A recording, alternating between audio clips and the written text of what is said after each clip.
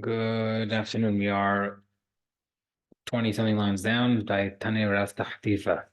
Daf Zayin Amud Aleph. Tani Ras Tahtifa B'Marava Kamed Revolve. I'm going to bring a case similar time to Shna. Shna Madukim, two guys walk into court holding a talit. Zenatil Adma Kum Shidamagat. This guy takes as far as his hand is touching. Zenatil Adma Kum Shidamagat. The other guy takes as far as his hand is touching.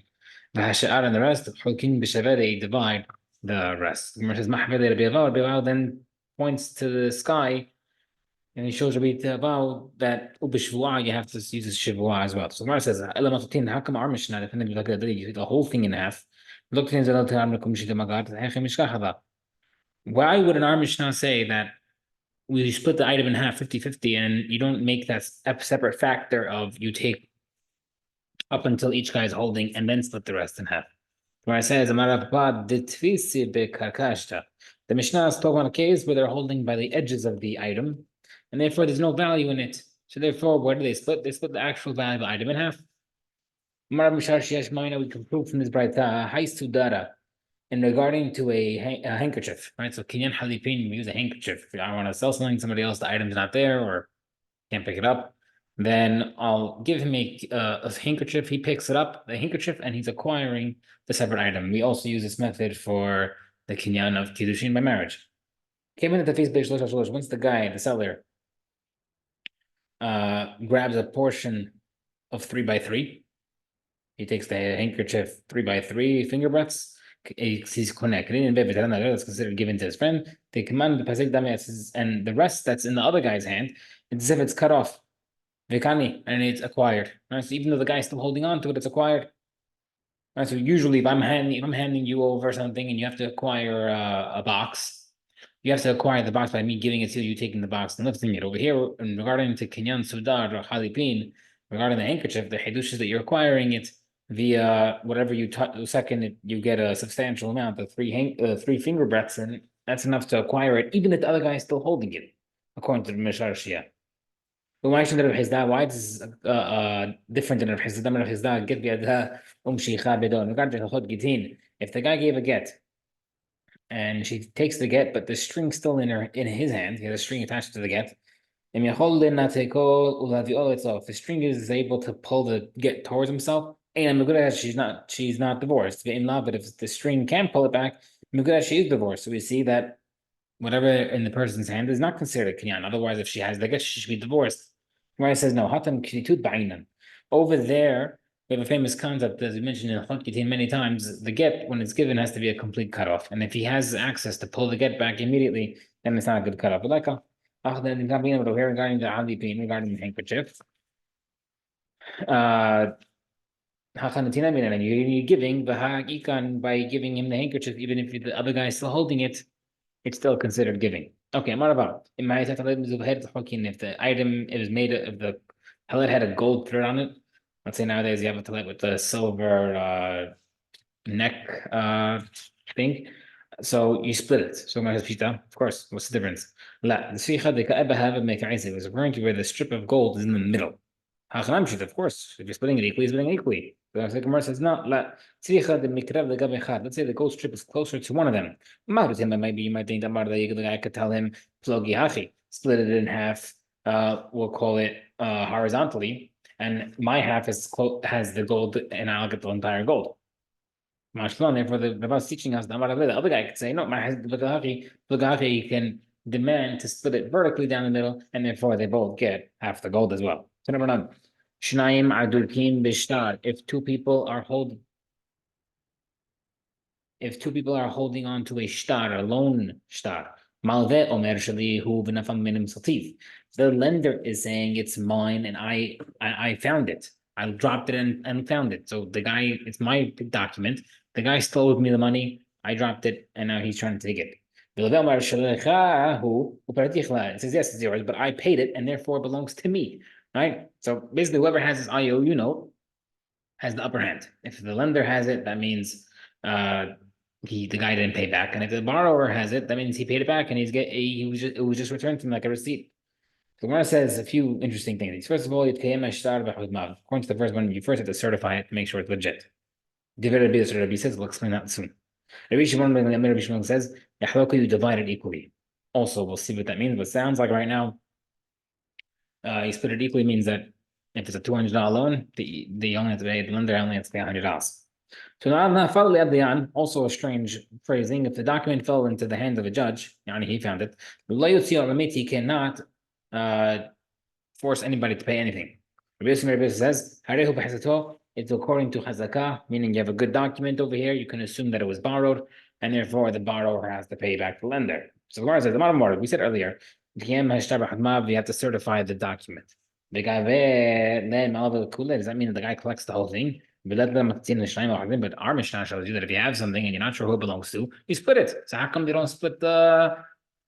It sounds like you certify it first, and then the other guy has to pay it. But how come he's paying the full thing? He should pay half, like our Mishnah, split the talit in half. Where it says, we're teaching you in regarding to a certified document. You need to certify it first, and they create something called a henpek. Henpek means the document is reviewed by Bedin, and they certify that it's legit, and therefore it's ready to be collected. So if it's certified, everybody agrees that they divide the loan in half. They disagree with if there's no certification. Rabbi holds if the guy admits that he made a document, he still needs to certify it in order to collect. And therefore, if it's certified, then he splits the money. If it is not certified, he collects nothing. My time, why can't you collect if the guy is admitting it? And why do you still need to certify it? Hasba ba'alahu is considered a piece of pottery. It's a shard of nothing. Why would that make it into a good document? Only if the loveh is certifying it. But in Rabbi's case, when he's saying that I'm saying it's a legit document, but I'm saying that it's paid, then basically like Pesha Asar, who Pesha it here. He's the one who's saying it's good, but he's also saying that he paid. So therefore he shouldn't have to pay. So the Gemara says, if the guy makes it that he did have this document legit, you don't need to certify it. Even if it's not certified, they have to divide it equally. Okay. And finally, that the we said this last case that Braita that if the judge has it. So the Gemara says, who cares if the judge has it? Or maybe it's a random guy also having it. The Gemara says, I have to explain it. Kamar is saying as follows: another person, anybody else found it besides the lender and the borrower, and it was already passed through the judge's hand. What does that mean? He already had the certification of authority. He has the stamp of approval. It can never be used to collect money. So it just means that if it's already pre-certified, you don't use it to collect money. Obviously, you don't need to say that if there's no certification, if there's no certification, if there's no henpek, then for sure you don't collect because maybe it was just the draft document to borrow, but he didn't actually borrow yet. But even in the case where it was certified, you still don't return it. You don't return it to the lender because even though it's a good legit document, maybe it was already paid back and it belongs to the borrower. He just didn't tear it up yet. Says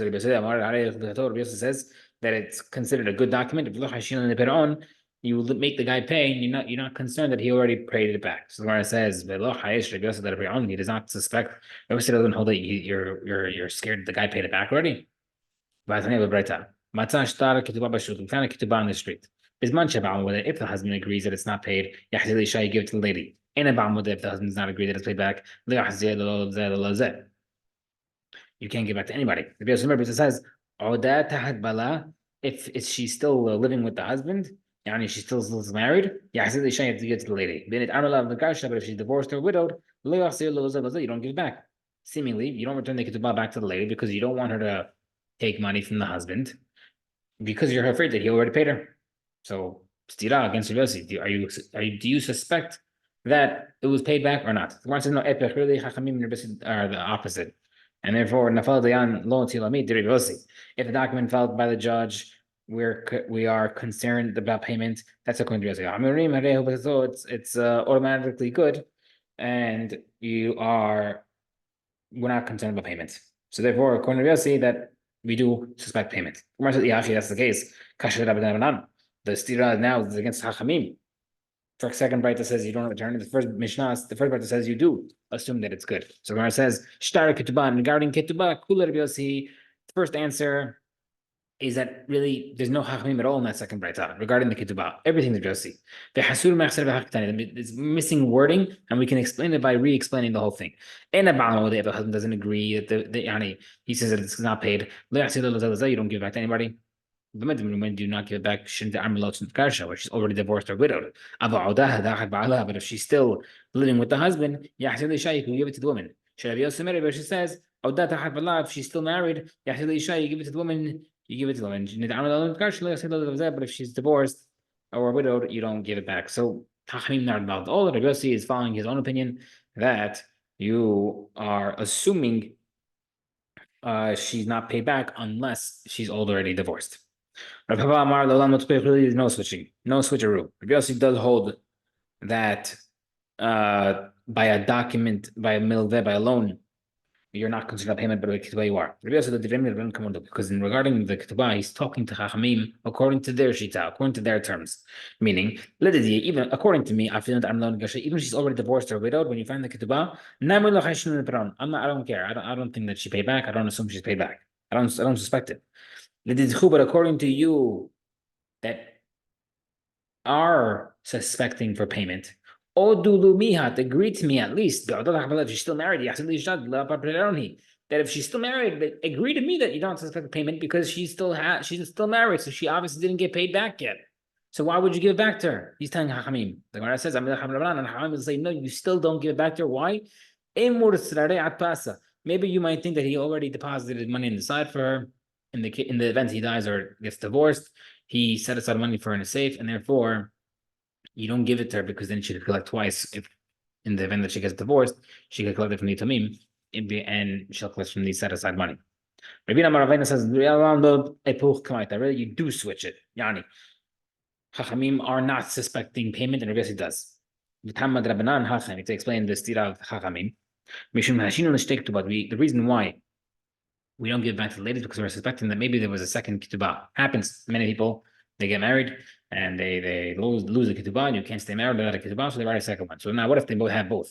They technically can collect twice. So therefore, if you find the ketubah, maybe that's the lost ketubah, but they already rewrote one, and therefore you don't give it back. So you can't collect twice.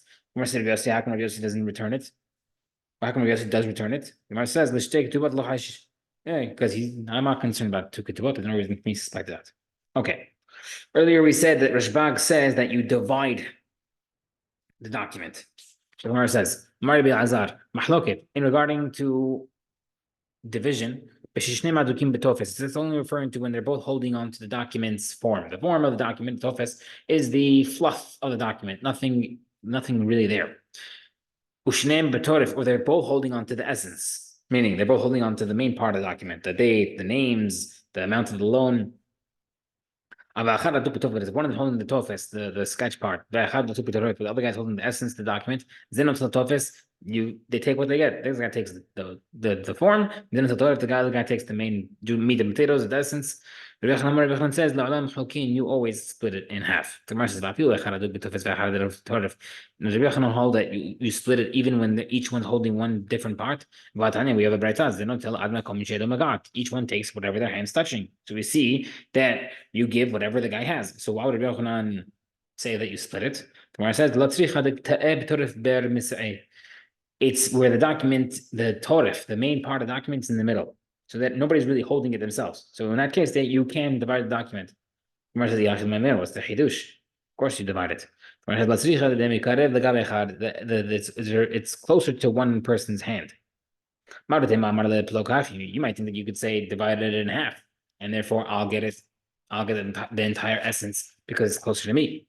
Like we had earlier with the gold, same answer as before. Don't cut it off horizontally, cut it vertically, and we split everything in half. According to the says that you take one guy takes the form, one guy takes the essence of the shtar. What's the point of giving it? If you're giving it to him without it, the form, then what's he needing for? A piece of paper to use it as a cork, as the Gemara says? Gemara says, "Amarle ledmei." Obviously referring to value. Amar hachi, because he's telling him as follows: "Shterad ipezman." A document that has the toref, the main part, the date, for example. Kama shave, how much is it worth? Udlep bezman. Now, if it doesn't have the date, kama shave, how much is it worth? Much, much less. Therefore, because why? Bishtarad ipezman diga b'mishabdi. If it has a date, then you could collect from shi'ibud, lien the property. But if without a date, you can't. And therefore, the essence, which has a date, is worth much more. Therefore, you have to pay the difference of the value of the document. And then you split the money. When he said earlier you divide the item, also referring to division of value. If you don't say that, if you say that you actually cut the item in half, if you're holding a talit, you split you cut the talit in half. Absolutely, you're damaging it. So obviously, you can't prove from here that it's referring to value you split. That's not a good proof because maybe the cloak can be used for children. Rabban said earlier, the golden item, how can you split it? In that case, if you cut the golden half, then it's not going to be useless. The Gemara says, no, gotcha, not a question. You could use it for a young prince or a young wealthy person who wants a small golden cloak for his child. The Gemara says, okay, but Hatanan, Mishnah, two guys running an animal, you cut the animal in half. You're just destroying the animal. The Gemara says, so maybe you should do, maybe it is referring to value. The Gemara says, maybe in regarding to a kosher animal, that makes sense. You can cut it because you can slaughter the animal and divide it in half physically. Regarding a non-kosher animal, you're ruining it. So we prove from there that when we say dividing, we don't actually mean cutting in half, but rather mean the value. Okay, we'll stop here.